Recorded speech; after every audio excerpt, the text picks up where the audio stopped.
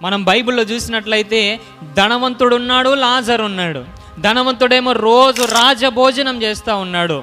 లాజర్ ఏమో కురుపులతో తన శరీరంలో బాగోలేదు, తన శరీరంలో రోగం ఉన్నది, ఆకలితో అలమటిస్తూ ఉన్నాడు. కుక్కలు వచ్చి తనతో సహవాసం చేస్తున్నటువంటి పరిస్థితి, ఎండకు వానకు చలికి తడిసి ముద్దయితున్నటువంటి పరిస్థితి, భయంకరమైనటువంటి పరిస్థితి.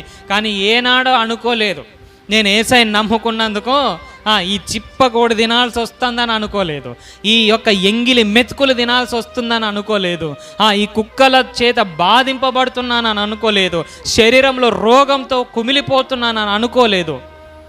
తన విశ్వాసాన్ని కొనసాగించాడు. తిండి లేకపోయినా ఎంగిలి మెతుకులు తింటూ దేవుణ్ణి హత్తుకొని జీవించాడు. ఏ నివాసం లేకపోయినా దేవుణ్ణి హత్తుకొని జీవించాడు. చచ్చిపోయిన తర్వాత పరిస్థితి చూడండి.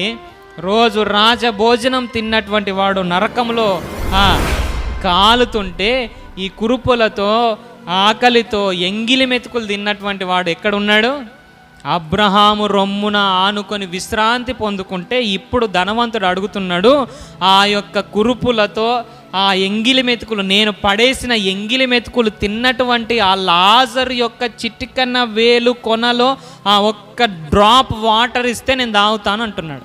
ప్రియ దేవుని బిడ్డలారా, ఎలాంటి పరిస్థితి అయినా సరే దేవునిని విడిచిపెట్టే ఆ యొక్క దరిద్రమైనటువంటి ఆలోచన మనకు రావడానికి వీల్లేదు. ఈ తెసలోనికయ ప్రాంత ప్రజలు చెప్తున్నటువంటి ఈజీగా లేదు వారి పరిస్థితి. గ్రీకు ప్రజలు ఎంత భయంకరంగా హింసిస్తున్నారో, ఇలాంటి భయంకరమైనటువంటి పరిస్థితిలో కూడా దేవుణ్ణి హత్తుకొని జీవిస్తూ ఉన్నారు. ఇస్తాడు దేవుడు, ఆశీర్వదించే దేవుడు. తన బిడ్డల ఆకలితో ఉంటే చూస్తూ ఉండేటటువంటి దేవుడు కాదు ప్రియ దేవుని బిడ్డలారా. ఇస్తాడు కానీ నువ్వు ఇచ్చే దాని కొరకు కాదు. ఎందుకొరకు? నీ ఆత్మ రక్షణ కొరకు. ఈ తెసలోనికయ ప్రజలు ఎలా ఉన్నారనంటే, ఈరోజు ఈ కష్టం అనుభవించిన, ఈ నష్టం అనుభవించిన మేము దేవుణ్ణి చెప్పాలి విడిచిపెట్టాం. ఎందుకు తెలుసా? మా ఆత్మకు రక్షణ కావాలి. మా ఆత్మ నిత్యము అబ్రహాము రొమ్మున ఆనుకున్నదై ఉండాలి.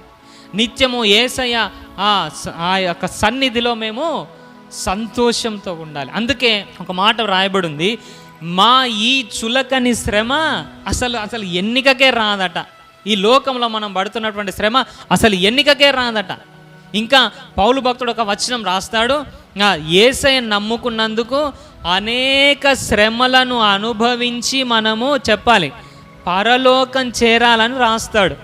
పరలోకం చేరాలని. ఎలాంటి శ్రమలట చెప్పాలి? అనేక శ్రమలను అనుభవించి మనము పరలోకం చేరాలి అని రాస్తాడు ప్రియ దేవుని బిడ్డలారా.